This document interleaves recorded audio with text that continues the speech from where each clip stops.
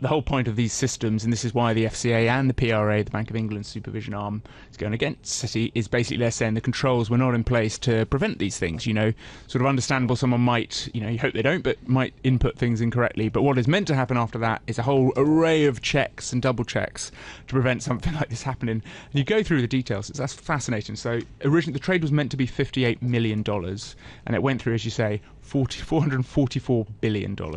And then various systems did catch some of that, and effectively where it left Citi was they were trying to place something like 170 billion of erroneous orders over the course of a day, and effectively about 1.4 billion of that actually went through into the market before they were able to catch it, and presumably the trader, very panicked, reversed or cancelled the orders.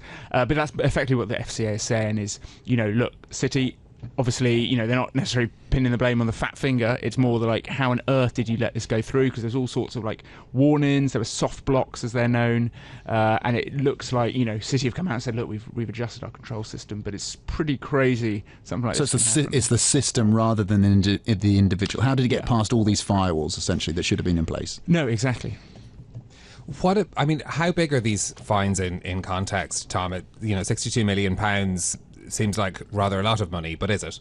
No, I think certainly in the context of a UK-only fine, it is pretty hefty. There have been higher, but yeah, this will be in the sort of top tier, which I think goes to show, this kind of stuff is just how closely the FCA and PRA are looking at it. And this is after a 30% discount, because Citi obviously cooperated and they've obviously made significant changes here.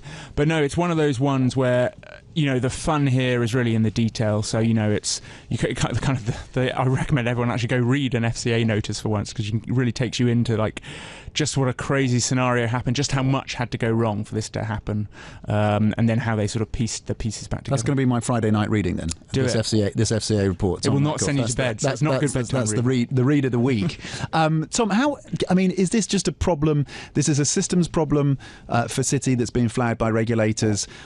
How much confidence should we have that other banks within this space, other players within this space, have the systems in place to kind of prevent this kind of thing from happening? Or is this kind of an inevitability in the very fast-moving, high-pressured world of trading? Yeah, look, there's two ways of looking at it, right? There are sort of so many trades put on every day, millions, right? And often, very rarely does it reach this scale. And I think you speak to all the banking executives, this is why they spend so much money on these systems, because they want to be sort of completely as sort of safeguarded against it as possible.